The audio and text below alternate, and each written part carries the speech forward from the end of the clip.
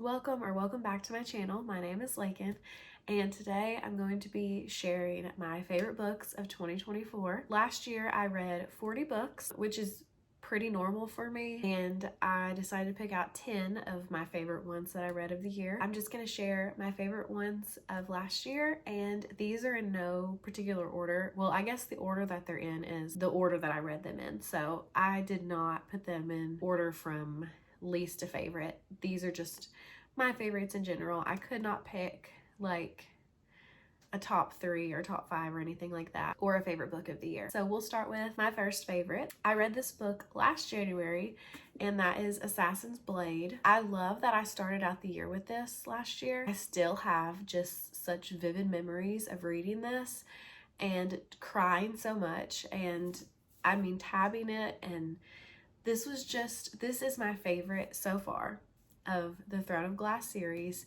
Definitely start with this one if you haven't read the series and you want to start it. I say start with this one. I feel like I don't know that I would have enjoyed it as much if I'd read it in like 3rd or 4th, whatever the other order is. I just don't think I would have enjoyed it as much, and I just think it sets up the series perfectly. Will I ever finish this series? That is the question, because I'm still reading, I think it's the 5th one. I think it's Queen of Shadows. And yeah, I just don't know if I'm ever going to finish the series because it's getting a little dark, so it's making me nervous. And yeah, I don't know if it's going to happen. So if you think that I can finish it, or if you think I should finish it and it's not going to get too dark for me, or if it's as dark as it's going to get, let me know. This book that I'm reading though is just the hardest one so far, and I feel like I have to be in like the perfect headspace for it, and I'm never in that space to read it. So it's just sitting there half read since like last May maybe. Anyways, not trying to have this be a whole Throne of Glass thing, but this, if I was to pick like a top 5 favorite books, this one I think would be in it, because again, I just have such good memories of reading this and just falling in love with it. Okay, the next book I have is The Wishing Game by Meg Shaffer. It follows a woman who's a teacher's aide in a school. She gets really close with one of the students, and he is in foster care right now, and she wants to adopt him, but she does not have enough money. So there is this children's author who's wrote like all of these books, this big book series that everybody loves, but he hasn't put out a book in a long time. He now has a manuscript for his new book, and he invites maybe 5 or 6 of his fans to this island that he lives on to try to win this manuscript, and they can do with it whatever they want. The main girl in this book gets chosen to go there. She used to love this author's books when she was a kid. The little boy that she wants to adopt loves the books, so she's really excited to go, and she wants to win so that way she will have enough money to adopt this little boy. This book was really heartwarming. It was a lot of fun. It has just a little bit of a romance, like just the tiniest bit, and I really enjoyed that too. And it was a fun competition to read about, but it was cozy and I really loved it. The next book I have is, I feel like, one of the most random books on this list. I did not expect to love this book like I did. It's called Rump by Liesl Shurtliff, and this is the true story of Rumpelstiltskin. So from the cover, this book I feel like does not look interesting. It is a middle grade book, and I remember reading it for middle grade March, and I was shocked with how much I enjoyed this book. If you like fairy tales, like, you need to give this one a chance, because it was so fun. I feel like I remember it being funny. You're really just following Rumpelstiltskin when he's a child, and like how he became Rumpelstiltskin. I would not have been interested in this, but I had heard other people talk about it before, so I decided to give it a chance, and I'm really glad I did, because it was so fun. A really great middle grade book to read. So if you like fairy tales, then I would definitely try that one out. The next one I have is Just for the Summer by Abby Jimenez. I love Abby Jimenez. She's one of my favorite romance authors. She's probably top 2. You'll hear about the other one in a minute. I just really enjoyed this book so much. I love how her romance books have romance in them, but they also have like deeper things as well. I'm sure everybody's already heard what this book is about, but if you haven't, it follows Emma and Justin, who feel like they're both cursed because everybody that they date, whenever they break up, those people that they were dating go on to find like the people they're gonna marry. So they feel like they're cursed. They decide to start, I guess, fake dating, so that way when they break up, they will both find who they're supposed to be with and marry. I loved Justin in this. He just was the sweetest guy, and I love everything that he did for Emma. There also is like a side plot, I guess, of just Emma and her mom, and then I guess Justin and his family too. There are just different things going on in their families, and yeah, this one was really good. I read Yours Truly the year before that, and I think I like this one more than that one. Anytime she puts out a book now, I'm gonna read it. So the next book I have is Juniper Bean Resorts to Murder by Gracie Ruth Mitchell.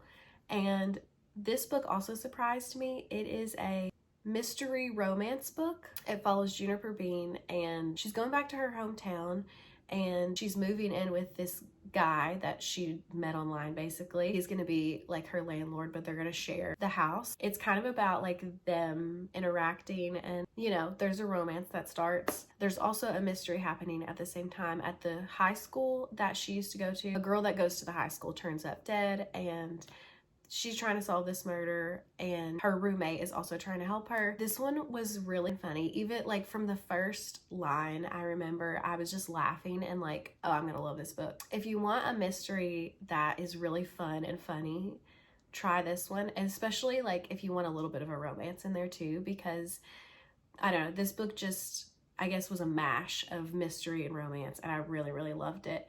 And there's also, I think, other books in this series that follow people in this town, so I really need to get to them this year. And my next book is Summer Romance by Annabelle Monahan. If you watched any of my vlogs from this summer, you'll know that I fell in love with this author. I read Nora Goes Off Script, and I also read Summer Romance. I loved both of them. This one was probably just a tad bit more because I cried in it, so I feel like I was a little bit more connected to it. But I just love her books so much. They feel so genuine and realistic, and they are a romance, but it's not like a rom-com. It's more contemporary or literary. Definitely feels, I guess, like women's fiction, but I just love her characters. I love the plot. Like, I love everything about her books so far. I still need to read, I think it was her second book that she's written, so I need to get to that this year. But the two books that I read by her this last year were just perfect, and I ate them up, and I just feel like I might reread them in the future. She's also coming out with a new book this year, so I'm so excited and I can't wait to read it. But she is probably my favorite romance author. The next book I have is Drinker of Ink by Shannon Castleton. I fell in love with this book last year. I remember as soon as I started it, I was just completely hooked and invested, and I did not want it to end. I remember reading it, and I did a vlog about this book, so if you want to go watch that, you can see all my feelings about it. I had so many feelings, and I just could not stop talking about it. I highlighted basically the whole book, I feel like, and it was just so beautiful. If you want to know what it's about, I should probably tell you, but it follows two people in, I think it's the 1990s. I cannot remember the characters' names right now, but it follows a woman and a man. She is a student at a college, and he is like the, I don't remember what they're called, like the graduate professor or something. Anyways, he's her professor. He's only a few years older than her, so it's not weird. She loves poetry. He loves poetry. Basically, it is a love story, and it is so beautiful. The main girl, I think it's Vivian is what her name is. She is wanting to be a writer. This book is basically her diary or journal. So you're really in her head and getting to experience things as she's experiencing them. Her like writing is so beautiful. Again, I wanted to highlight everything, and I felt like my heart was about to burst at different points. I was just so connected and so in love.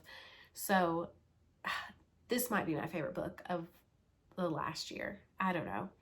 It's really hard to pick, but if I was to pick, it might be that one, just because I had so many feelings about the book when I read it, and I was so invested in it and loved it so much. If you're going to read any book off this list, I would definitely say read Drinker of Ink, because it was perfect. The next book I have is Miss Morgan's Book Brigade. This book follows two timelines, I think I remember, and in one of them, It follows a woman who goes to Paris. I think it's at the very end of the war, and she's helping to basically try to build Paris back up again. She's a children's librarian, and she's bringing books there and is trying to build a library. This is part of like Anne Morgan's company or group of women who are in Paris, again, trying to bring Paris back to what it used to be before the war. And we're also following more of like a present day, which I think was supposed to be maybe in the 80s, a woman who is reading about the librarian who goes there. I really enjoyed this book. I feel like it's a really great historical fiction book. If you love books, which if you're reading books, I'm sure you love books, but if you're looking for a book that is about a love of books, then definitely pick this one up. I love how the main character would just reference different books and how much she loved books and wanted like these children to get to experience books the way that she has gotten to in her life. I really, really enjoyed that. We have 2 more books. The next one I have is The Unexpected Mrs Pollifax by Dorothy Gilman. I loved this book so much too. I think this one would also be in like a top 5 because this follows Mrs. Pollifax, who is an older woman who doesn't know what to do with her life now. Her children are gone. Her husband has passed away. She just doesn't know what to do with her life. She is very active and busy in her life. She volunteers and does other things, but she doesn't feel any fulfillment out of it. So she's at the doctor for like a checkup, and he's saying like she's in great health, but she seems kind of like sad and depressed. So he asks her if there's anything she ever wanted to do in her life, and she says she wanted to be a part of the CIA, which he thinks she's joking, but she's actually not. So she decides, you know what, I'm gonna try to do that. I always wanted to do that, so I might as well put myself out there. So she goes to join, like literally goes to the building to sign up, and then basically chaos ensues after that.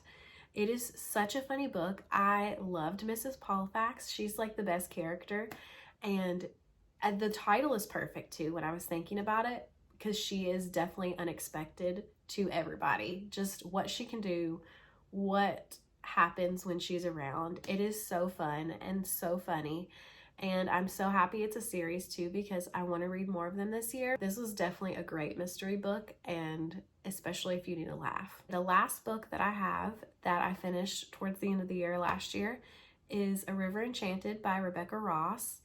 This was such an immersive, atmospheric fantasy book.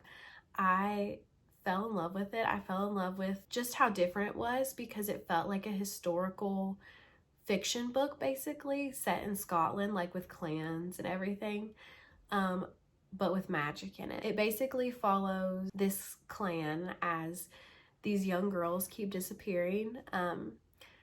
The magic system is a little different, I guess. It took me a little bit of the book to kind of figure it out. I don't know if you would call them fairies or they call them folk, like fairies within the natural elements, like the water and the wind and everything. So they don't know if these like spirits or fairies are taking the girls, and if they are, why they are. There's also like bad blood, I guess, between these 2 clans. So you're learning about that. And there's also a little bit of a love story in it, but don't read it for the love story because that's just a very small part of the book. I loved the characters in this, and the plot was just so interesting. I loved just getting to try to figure out this mystery of where these girls are going, what's happening. And yeah, I just loved it a lot. I don't know. Rebecca Ross also wrote Divine Rivals, so I don't like to compare them because Divine Rivals is YA. A River Enchanted is not, and they're very different books. They feel very different. They feel like they're written by different authors, so I don't want to compare them. A River Enchanted is also a duology, which I love because I feel like they're a little bit easier to get invested in and then finish, because it's really hard if you're trying to read like a 6-book series. 2 books feels doable. I feel like it's a good winter fantasy series to read. That was the last book in my favorites list from 2024. I would love to know if we have any of the same favorites, or what your favorite books were of the year, or your very favorite book. I'm really excited for all the books that I'm going to be reading this year. But thank you for watching, and I'll see you next time.